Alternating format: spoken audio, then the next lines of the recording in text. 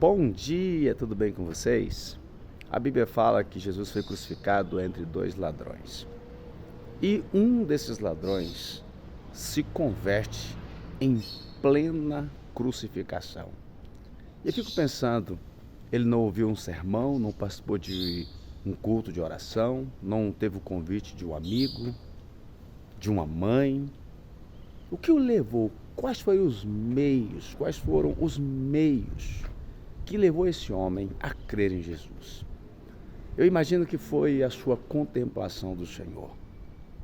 Ele era um salteador e, olhando para Jesus, com certeza ele não via na aparência de Jesus alguém que parecesse um criminoso.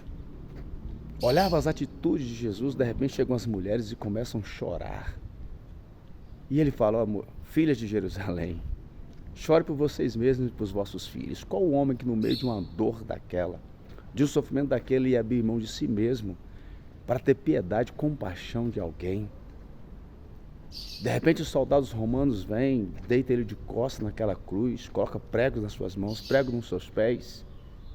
E ao invés dele reclamar, murmurar, blasfemar ou injuriar, ele olha para cima e diz: "Pai, perdoa-lhes, eles não sabem o que fazem." Não era um homem comum. Havia algo diferente, algo de divino. De repente ele olha para Jesus e, supondo que ele consiga ler o que está escrito na cruz, está lá: Jesus Nazareno, Rei dos Judeus. Será que esse é o Rei dos Judeus?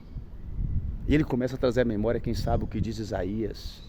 E ele foi desprezado, rejeitado, homem de dores. Ele lembra lá do Salmo: transpassaram as suas mãos e os seus pés. Ele levou sobre si as nossas dores, as nossas enfermidades. Ele é o Messias. Será que ele é o Rei dos Judeus? E ele olha para Jesus mais uma vez e ele já está totalmente rendido. Deus começa a falar no seu coração através daquele que ele olhava e percebia em Jesus. De repente a sua fé aflora. E a fé dele tem resultado. Ele reconhece Jesus como o Senhor. Ele repreende o outro ladrão. Ele defende Jesus, ele confessa a sua culpa. Ele diz: "Olha, nós merecemos. Os nossos feitos nos trouxeram até aqui, mas esse aí não. Esse aí é justo." Olha que fé extraordinária. Ele confessa que Jesus é o Senhor e ele faz a oração certa. Agora imagina, aquele homem creu em Jesus quando tudo dizia para ele não crer. Ele entrega o destino eterno da sua vida a um homem que aparentemente não conseguia salvar a sua própria vida, estava crucificado como ele. Ele crê que aquele homem que está prestes a morrer teria um reino após a morte. Aí revela que ele tinha uma crença na vida eterna. Ele acreditava que morreu, não acabou, existia algo mais. E ele disse: "Senhor, lembra de mim no teu reino." Olha que fé inteligente. Ele não fez como a mãe dos filhos de Zebedeu: "que meu filho senta à sua direita, à sua esquerda." Ou ele não pediu: "Senhor, já que nós estamos aqui, me dá aí as iguarias do reino." Não, ele só disse: "Senhor, lembra de mim, pensa em mim." E para surpresa dele, ele ouve de Jesus: "Ainda hoje estarás comigo no paraíso." Querido, dá até uma inveja santa desse homem, não dá? Fala a verdade. Se tem alguém que eu não tenho dúvida na Bíblia Sagrada que está na glória, é esse ladrão. Então muitas pessoas olham para essa história e só traz à memória, enquanto a vida é a salvação, esse homem se arrependeu no último minuto. E algumas pessoas pensam que até podem adiar o arrependimento, mas aqui há algo muito mais sublime. Ele acreditou em Jesus quando ele estava morrendo crucificado numa cruz. Ele acreditou em Jesus quando todos o abandonaram. Jesus estava praticamente só naquela cruz, mas ali sozinho, olhando para Jesus, contemplando a Jesus, ele reconheceu: ele estava diante do Filho de Deus.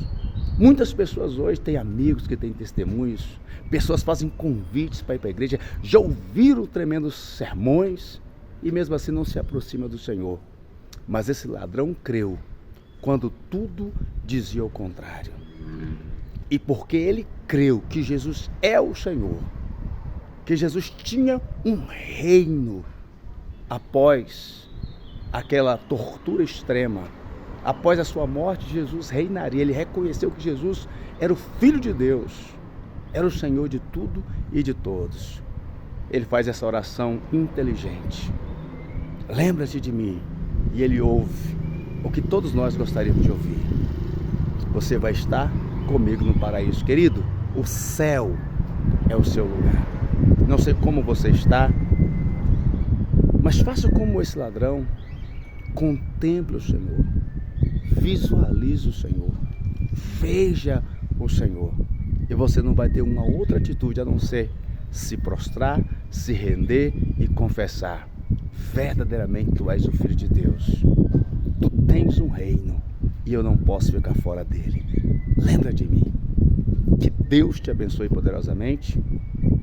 Que você veja o Senhor, decida-se pelo Senhor e também ouça do Senhor essa declaração tão extraordinária. Pense nisso. Ótima segunda-feira, ótima semana. E se puder, inscreva-se no nosso canal, tá bom? Até mais. Deus te abençoe.